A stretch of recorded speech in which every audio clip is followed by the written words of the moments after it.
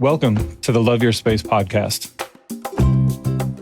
where we explore the world of functional design and how it transforms your space into your own happy place. Whether you're a seasoned design enthusiast or just starting out, this podcast is for you. Join us as we chat with experts in their fields, from interior designers and chefs to artists and musicians, as they share their tips and tricks for developing an aesthetic and finding a vibe on a budget, discussing where people find inspiration and how they balance function and beauty. We'll also dive into the psychology behind why our surroundings have such a profound impact on our mood and well-being. So whether you're looking to spruce up your living room, organize your life, or simply get inspired, we've got you covered. Tune in to the Love Your Space podcast, and let's get started on creating a space you'll love to come home to. Welcome to the Love Your Space podcast. I'm Chad, your host with Wozni Love. Today we have a talented artist friend of ours, Kim Lyon. Kim recently designed a wallpaper collection for us. Welcome, Kim. Hi. Hi. I'm so How are you today? excited to chat with you today. I'm doing well. Yeah. How are you? I'm good, thank you. Pretty excited as well. This is a fun little adventure we've been on. We started your wallpaper collection months ago on a random meeting, and you had zero expertise in designing wallpaper. So before we get to the wallpaper part, why don't you just tell everyone a little bit about yourself, what kind of art you produce, and we'll go from there. Okay. Yeah, you're right. I had zero wallpaper experience. I had created zero repeat patterns. That was definitely a learning curve we can talk about later. I create mixed media designs. I've been drawing and painting my whole life, and I used to really primarily work in acrylics and oils, and it was something that I kind of came back to later in life. Getting back into painting was important for my health and well-being about a decade ago, and I fell into some open studio sessions and signed up for workshops out here at the Scottsdale Artist School. And so that rekindled my love of painting, because I didn't study it when I was young like I wanted to. That's a whole other thing. But I did get a Master's of Fine Arts in Visual Communication Design. I graduated with that degree in 2018. And while the focus of that was primarily problem solving and developing human-centered solutions, and I worked in healthcare, I learned the Adobe Suite and how to communicate visually. I learned typography. And so I kind of fell later into experimenting with watercolors and digitizing them using image trace. Mm-hmm. And without really planning on creating a whole style out of that. But I tested something, I liked the result, and then I decided to run with it. So that's what I create, these mixed media, limited edition, and single edition prints, also travel poster collections. And I've also done book covers and product packaging, like some matchbooks. So primarily you start with a drawing. Like that, so like primarily you start with a drawing or a painting? Start with a watercolor painting, yes. Okay. I paint everything by hand first.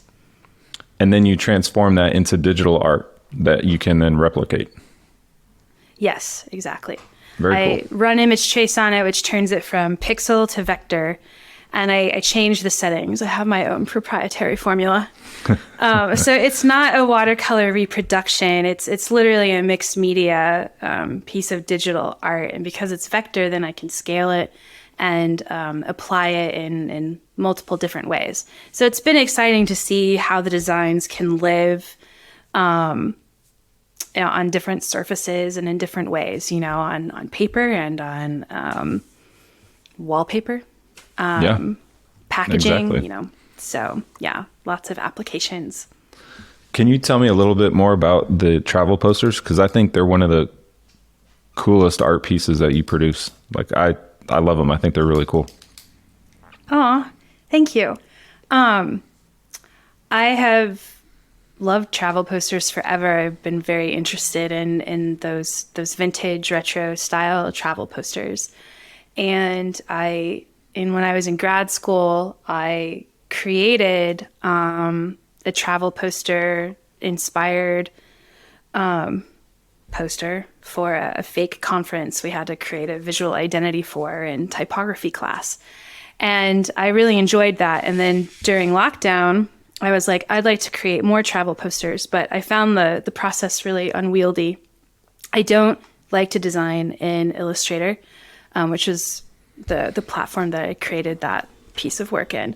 So later, as I started painting and image tracing those watercolors, I started painting all of the places that I had been and decided to turn those into kind of a fresh take on the vintage travel poster, and was really intentional about the layout and the style. I went through an iterative process and choosing the typeface and everything to keep it modern, but and kind of a little lighter than some of the vintage travel posters that you see, but use a typeface that kind of had a nod to those times. And if anyone can see us on video. So I have a global collection with prints from all over the world and stateside destinations as well. And they make up your background, correct? Yes. There's Chicago and that's awesome. Marrakesh, Aruba and Italy are behind me too. So well, not bad spots. I like all those places. Not bad spots. They were all amazing. I love Chicago. Oh, Chicago's great in the summer. Probably one of the best cities ever for 3 months out of the year. Yeah. Yes. I got a lot of friends that live there. They get mad when I joke about that. So let me ask you one more personal question, and then let's maybe get into this wallpaper stuff a little bit, because I find out of our journey together, going from meeting and learning about your art and then you creating a collection for us, the fun part was, for me, was in the watching how your look at the project changed over time to end up creating what you created. But before we get there, I just want to have a few fun questions that a friend of ours, Jenny, put together for us. Do you have a favorite color while you create art? Like, is there a favorite range that you go to? That's a good question. Probably changes.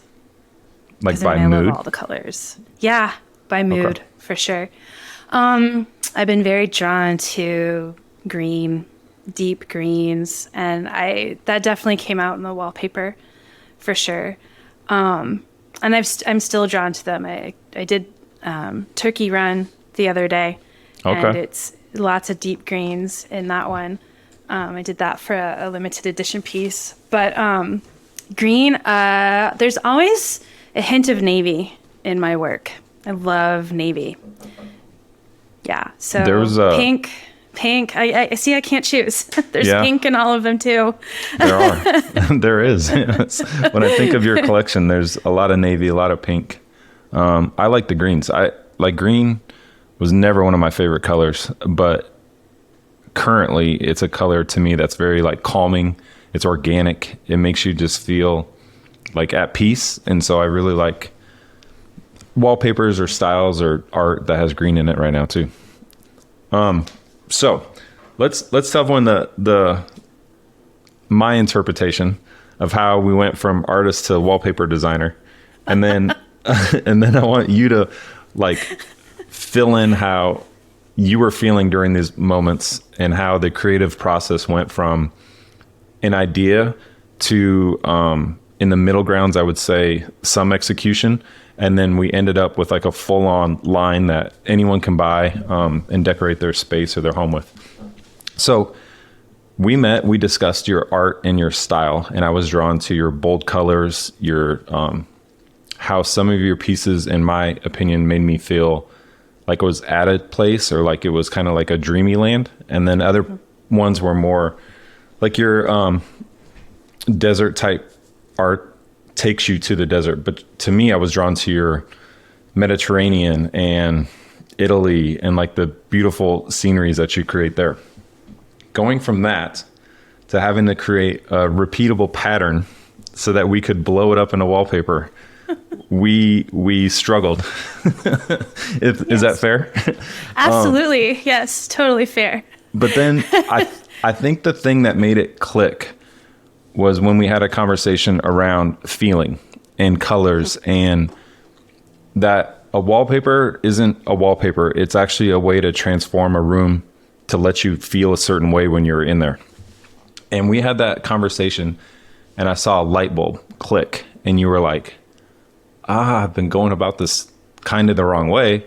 Yeah. I need to design more around a feeling I want someone to feel in this particular space, because a feeling in a living room or a bedroom is different than a feeling in like a laundry room or a feature wall in an entryway. Mm-hmm. So can you maybe share with us like your creative process going from the way that you've made art always to having to change that to more repeatable areas, and then how the tone and mood of your art became a wallpaper that you wanted someone to display in their home?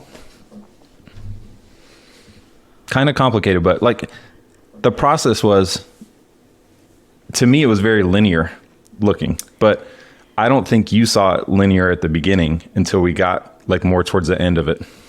It was, for me, it was not linear. I'm so glad that after, well, we had that meeting and you were like, yeah, you can make repeat patterns. And I was like, sure. And I think you saw some doves that I had painted for the matchboxes, actually. You were like, those would make a great repeat pattern. I'm like, oh, cool. Yeah, easy. I can totally do that. In my head, this was going to go a lot faster than it actually did. And so I started painting kind of things that inspired me, but nothing was very cohesive and nothing worked in a pattern. And I was feeling very lost. And because prior to that, I would create scenes. Yes. I paint it within a box, and I paint scenes, and my layouts, I can feel kind of, I don't typically, well, I'm stumbling now on my words, but when I paint, I look at photos that I've taken, and I look at kind of the composition of all of those and decide whether or not I think those are going to translate into a good painting. And sometimes they do. Most times they do. Sometimes they don't. And then I try something else. But so that's always been my approach. And this required a completely different approach. It was like taking that apart, So yeah, I really struggled on my own for a while, and I'm so glad I reached out to you. I was like, I need help. This isn't working. I have been working on this, but this is not working, and I need help. Explain this to me. And it did click. That was a light bulb moment, and that changed it all for me. And particularly when you said it's about telling a story. And I used to be a writer. I used to write and edit for an online magazine. Okay. And that used to be my creative outlet. In between, painting when I was young and getting back into that, I had this long phase where I was a writer and an editor. And so I was like, oh, a story. And then, yes, talking about feelings and how you want to feel walking into a room and what should envelop you in that space. And then it did click. And so I did come up with a story and created from there, and still painted from photos, but I had to kind of break my brain a little, and like I said, instead of painting in that box, I had to think outside of it and figure out how I wanted to put things together. But the story was definitely travel inspired. I had been in Spain and Morocco, and everything just was beautiful and lush, and there were oranges everywhere. Everything smelled like orange blossoms, and kind of recreating some of those emotions that I felt while I was traveling, and using those colors. People that are listening obviously can't see your collection, but anyone can visit wallsneedlove.com and check it out and even purchase and wrap their home in your artwork. And I hope they do. And I hope they do as well. So, but like, to provide some context to listeners right now, like, your collection has, in my opinion, two very distinct, like styles. One is more of like a tile almost. Mm-hmm. And then the other is more of a abstract with leaves and fruits. And then your third one, like I'd say 2B, is the like abstract kind of more whimsical mirage, if you will. Yep. To me, I feel that each one of those can be used differently in a home or in a space. Can you elaborate on like how you feel about each of those like styles that you chose, and why did you lean towards tiles, and then what did the more fruit lush ones make you feel, and how you would want someone to feel that way in their home? I was envisioning a home, and more specifically, it was very personal, a home I used to live in. And if I walked into the foyer, you know, what kind of pattern would feel inviting, and kind of start the story of this Oasis collection. And that was that Mirage print that you mentioned, that Oasis desert Mirage print. I actually cried when I painted that one. I know that sounds a little out there, but I poured a lot of emotion into that one. And then from there, like if I'm looking into a study or a dining room or a living room, you know, what are the prints that would feel like that Oasis courtyard with the greenery and the oranges, and I threw peacocks in there too, because when I was in Spain, I did see peacocks that month I spent in Valencia, and that just felt luxurious to me. So that's where I went with that. And then, you know, if you're designing papers for a whole home, then, you know, what would work in a bathroom or a kitchen or a laundry room, like you said. And so I kind of went the direction of some of those tiles to complement and coordinate with the other larger scale patterns. Okay, very cool. Yeah, I think your Mirage one would be like awesome in a nursery too. Like the pinks in it, and like the colors allow for someone to just feel creative. It's probably my favorite one that you designed for us. Yeah, that would be good in a nursery. Yeah, I could totally see that. Yeah. So we go from you as an artist to you now as a wallpaper designer, to check that box off of your resume. Do you think that we'll get to see a second collection from you at some point? Do you think this experience of stepping outside the box like will lead to more? Yes, please. Okay. No, cool. Like, yeah, I think that's awesome. Definitely. I had so much fun with it. And so out here in Arizona, you know, it's monsoon season and it's hot. And a lot of us escape during that time of year. And I made the mistake of escaping earlier in the year. And then I came home for the summer. So it was hot and, you know, we're all trapped inside. And so I spent that time designing wallpaper, and it was a really beautiful experience for me. I had so much fun spending all day, every day, you know, when I wasn't swimming in a creek up in Sedona, working on those papers and those designs, and really letting myself feel it and go with it and try things. So I really enjoyed that experience very, very much. And I already have ideas, for kids prints, because we've talked about that. And I have some dinosaurs I'd like to finish. Yes. It's been tough lately because it's market and festival season out here. So like every weekend, pretty much, I've got events and festivals going on. But I'd like to finish the kids prints that I started. And I do have ideas for another collection, maybe more woodsy inspired, more woodland inspired. We'll see what hits me. So would you say that your design process from when you make art or travel posters or commission pieces differs from how you create art that is suitable for wallpaper? Or now is it more, they were separate at the beginning because you've never done it, but now it's more of a blended process? That's a good question. I think they're separate. I think they're still separate. So like you go to different headspace when you do your travel or a piece, and then you go to a separate space to create wallpaper now. Yeah. Yes, absolutely. Because with the wallpapers, I'm painting elements of things, not necessarily whole scenes, except for the Oasis Mirage or whatever we called that. The Desert Mirage. I can't remember. That one was a whole scene. But everything else I kind of did in elements, and did manipulate some of the things in Illustrator as I was creating the repeat pattern, to make sure that that layout was all right.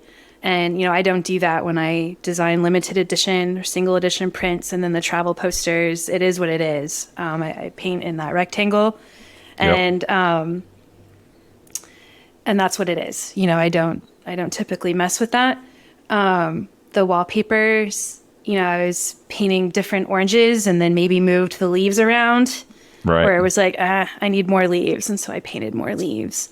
I was painting elements of things. Yeah. So definitely different.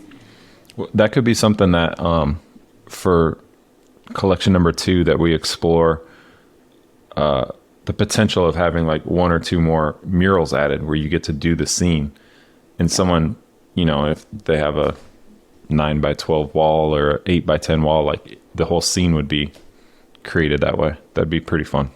That'd be fun. Yeah, for sure.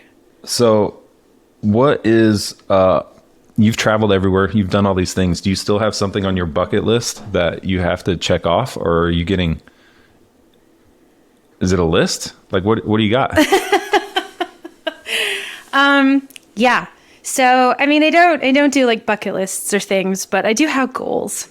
Okay. And, so continent wise, I was like, okay, now I've been to, Europe, of course, cause I lived there ages ago. I was in Asia as an exchange student. And then later when I was in India, like I was in Japan when I was 16, and then India in 2016. So I've been to Asia. When I went to Morocco, I got to check Africa off my list. And so now I'm like, I got to get to South America. Antarctica is not on my list. I'm not interested, even though I'm dying to see penguins, but I can go other places to see penguins. So we're not going to get a snow collection? We're not going to get like a blizzard collection? No, nothing like that? Okay. No, okay. No, Good to know. So sorry. Good to know. I really don't want to like be on that ship and cross the channel and like the Drake Passage and all that. It's I'll reach out to another artist to fulfill Someone that. else is going to have to do that. We'll find them. I could totally do some penguins, but I'm going to have to go see them somewhere else, which is on my list. Boulders Beach in South Africa. South Africa, yeah. I want to go, like apparently you can just go sit and hang out with penguins. I've seen little penguins in Australia before, really tiny ones. Yeah. At Phillip Island. But no, I'm going to Colombia this summer, so I'm going to be able to check South America off my list. Very cool. I'm going to spend a month in Cartagena, and my friends are going to come down, and we're just going to dance and eat. Very and cool. Go to the beach. And but I'm hoping that experience inspires A, more travel posters, and B, more murals or wallpaper designs, etc. So we'll see what comes out of that creatively. I've got 2 more questions, and then we can maybe wrap this up. So one is, from the collection you created from us, do you have a favorite? If you got to tell one person on the street, sorry, this is the one that I love the most, which one would you pick? That is a tie. I can never choose. Okay, ties work. Ties work. I love the oranges. Yeah, it's cool. I love them. I'm wearing orange blossom perfume now. Okay. Just to remind me of that in Morocco and in Valencia. Everything smelled like orange blossom, but I got this in Paris. Anyway, so the oranges, and I really enjoyed creating the Whispers of Paradise, and I'm really excited about that print. So I guess that'll be number 2. Okay. With the pink background. I like it with the pink background, and I like the oranges with the navy background. Okay. So I really like that contrast. So what's next for you? Like, where do you go from here art-wise? Are you waiting to go to Columbia and then create more? Or are you working more on internal business stuff like commissioned art, posters? What's next? Well, I'm wanting to create some. I started actually already. I mentioned that turkey run piece I worked on recently. For those listeners that might not be in Indiana, that's a state park in Indiana, and it's beautiful. And that was another one of my happy places when I lived in Indiana. Since I'm doing the Broad Ripple Art Fair at the end of May, I wanted to create some. I walk to that. I go down there every year, so I'll look for you. Yeah, you'll come to my booth. You'll walk over, and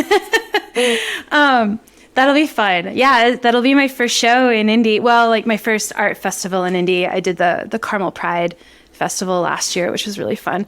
But yeah, so I'm doing some Indiana-inspired limited edition pieces for that.